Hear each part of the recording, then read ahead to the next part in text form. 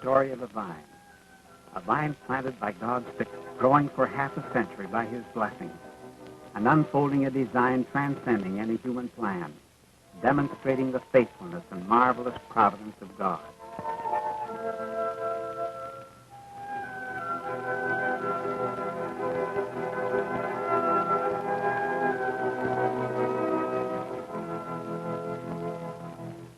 A vine of God's own planting. That is the name given to Fort Wayne Bible College by one of its founders and for many years its president, Reverend J.E. Ramsire.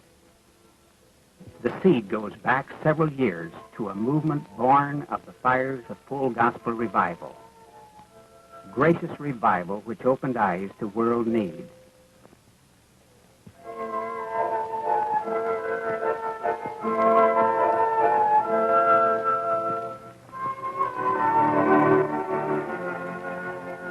To implement that vision, the Missionary Church Association came into being in 1898. In a few years, it became apparent that a school was needed to train men and women for world evangelism. The seed was planted in Bluffton, Ohio, by the young but growing association. It was known as Bethany Bible Institute. Let's see what our Book of Momentous tells us about these early days. Here is the prospectus for the first term of the new Bible school. Significantly, it opened with a convention of missionary speakers from South China and the Congo. First officers were Reverend J.E. Ramsire, superintendent, Reverend D.Y. Schultz, assistant, and Mr. B.P. Lookaville, business manager. Among the instructors were several distinguished Bible expositors. The school was born of prayer and with a sense of divine mission. These 34 students attended that one term in Bluffton. Along with the founders, they witnessed the planting of the seed.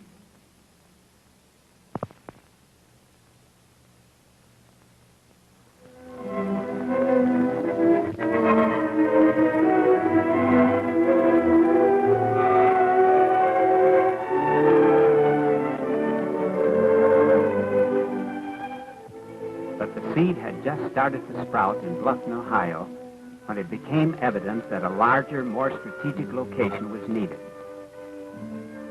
A committee of 6 pioneers was chosen to select a place.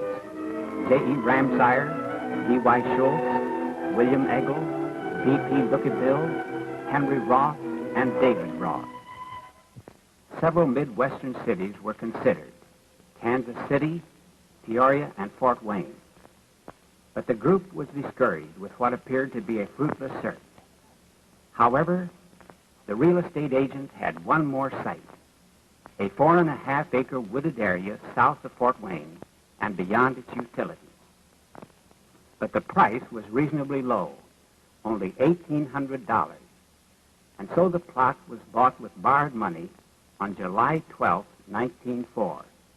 The founders, not realizing how large the school might grow, offered to sell the west half. Here is how the lots were laid out to be sold to help finance the project.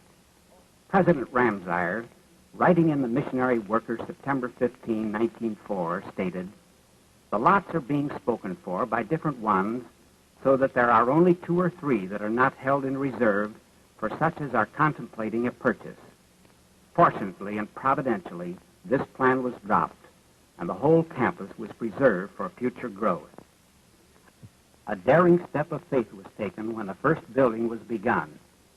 The account in the Missionary Worker points up the sacrifices made by friends of the school. The pilgrims, wherever we have come, give expression to a desire and hope for a new home. There are not a few gracious providences of things fitting together, saying, "This is the finger of God." God is making our hearts courageous. The pledges already made, many of them by young brethren and sisters who earn every dollar by their own hands, are stained with the blood of sacrifice. The blueprints called for a chapel, dining hall, 40 dormitory rooms, and everything necessary for a new school. Groundbreaking was on September 4, 1904. Reverend Isaac L. Hess, missionary to China, turned the first shovel, and invoked the divine blessing by a most appropriate and comprehensive prayer for the building, faculty, students, and the future work of the school. So the building began to take shape, and by January of the following year, the little vine that had been planted in Bluffton, Ohio, was ready to be transplanted to Fort Wayne, Indiana.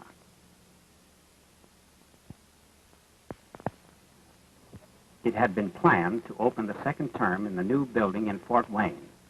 Students were given a final word that upon arrival they should report to the home mission, now known as the City Rescue Mission, where they would check their baggage and be assigned temporarily to private homes. Local newspapers and religious periodicals carried the news of the finishing of the building and its dedication, which took place in February. On the day of dedication, February 16, the Fort Wayne Sentinel carried this feature story.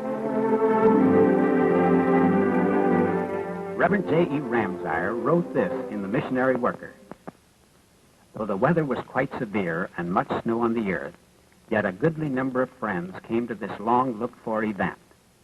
From Morton, Illinois, from Woodburn, and Grayville, Indiana, from Bluffton, Pandora, Swanton, and Archbold, Ohio. And then quite a number of Fort Wayne people came in also. It was a day that will long be remembered because of the manifest presence of God. After summarizing the events of the day, President Ramsire concluded, "And thus we moved with a cloud, and our hearts were encouraged in the living God who is leading us so tenderly. Signed, your fellow soldier, J.E. Ramsire." That first term in Fort Wayne saw 60-some students come for training.